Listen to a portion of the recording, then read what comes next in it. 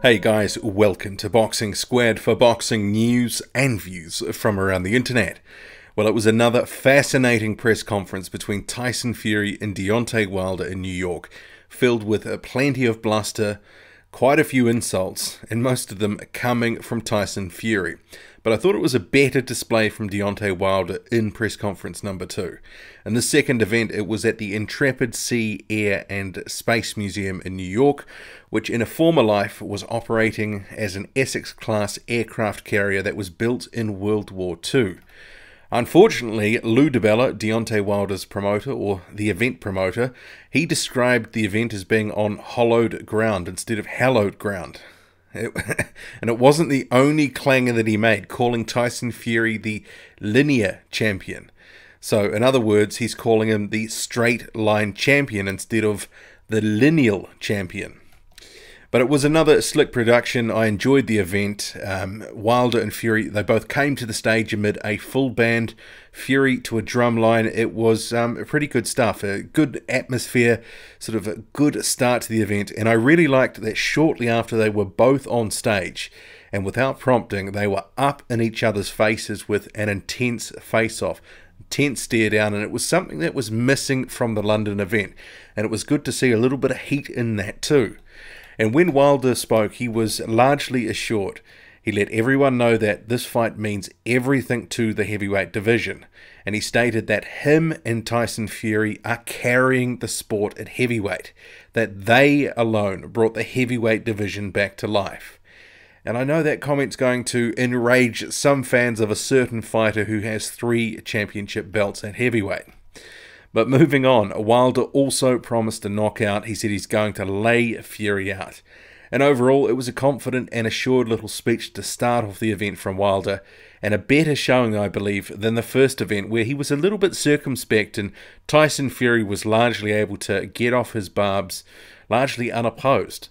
Before I get to some of Tyson Fury's statements, I'd note that before the event started, there was a pre-presser panel with Steve Farhood on it, the Showtime analyst, who said, with Deontay Wilder taking on his 2 toughest opponents in a row in Luis Ortiz and now Tyson Fury, it means that Wilder is winning the battle of public perception over Anthony Joshua. And I'm sure there's going to be plenty of debate about this one too in the comments section about how accurate or otherwise that is. But is Farhood for you? Is he on point, or is he talking up this fight in a bid to push the pay-per-view? He is a Showtime employee after all. Or do you think he is telling the truth here and that Deontay Wilder has one-upped Anthony Joshua? Let me know. But Tyson Fury, for his first salvo at this press conference, he got up on stage, took the mic. He was walking around like a motivational speaker. He was traipsing back and forth, and he just started to tear shreds off Deontay Wilder, saying he's going to beat this bum because Wilder can't box. 35 of Wilder's fights have been against tomato cans who can't fight back. And he said he's really only had 5 fights. And he said if he thinks a 5-fight novice is going to land one of those big swinging windmills on my chin, he can think again.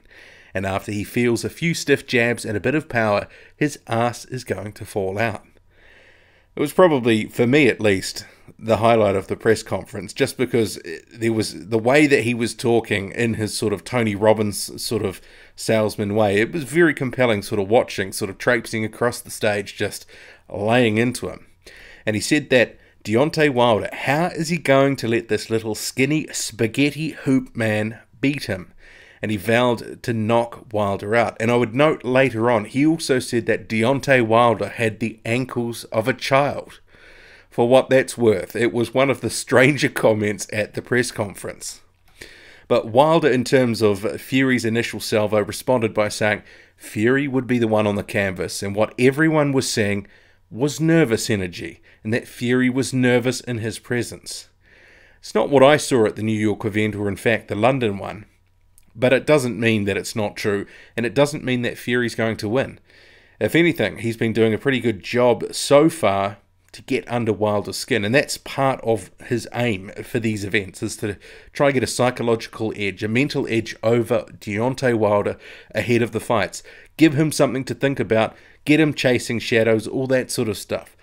And expect the mental battle to continue in the third press conference and indeed in the lead up to the fight. You could well expect quite a number of posts on social media from Fury during the build-up, which generally wouldn't normally happen in a lot of build-ups, but this I don't think will be a normal build-up. And Wilder, he did attempt to get some of the thunder back. He was telling Fury, look into the eyes of the most feared. And this actually saw them get chest to chest, and Fury again tried to unsettle Wilder by saying he didn't know whether to fight him or kiss him.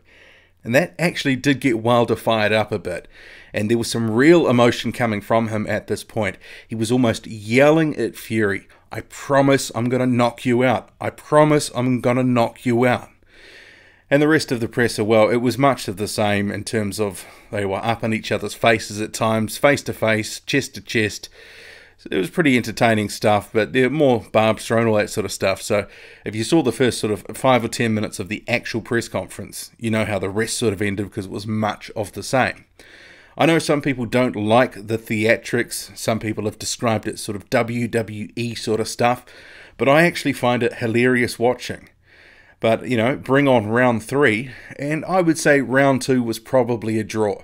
There were a lot of people after the first presser in London who said that they thought Deontay Wilder, they thought it was strange that he wouldn't look Tyson Fury in the eye. Well, this was the accusation. I'm not quite sure if I agree with that he wouldn't look him in the eye, but did he really get the opportunity either? There was sort of a moment in that first presser where people were saying that when they first came on stage, Wilder was looking at the host and wouldn't look at Fury. Whether that was deliberate or not, I'm not sure. I'm not convinced by that, but, you know, make of it what you will. But definitely in this event, there was certainly plenty of eye contact, plenty of face-to-face, chest-to-chest, and Fury was talking about kissing Wilder. And I don't think Wilder would have appreciated it if he had. But one final thing to end this video on. These claims that Tyson Fury is 6'9", I'm not buying it. I would really like to see these two measured because I do not believe he's 6'9". At both events, I've thought he was either the same height or just fractionally taller than Wilder, but not 2 inches taller. And I haven't seen Wilder wearing huge shoes to try and get himself taller than Fury. I actually thought that they looked the same height or close to it in the ring after the Pianeta fight too. So I'm not buying 6'9". If Wilder is 6'7" or 6'7.5", maybe Fury is 6'8", but I don't believe he is 6'9".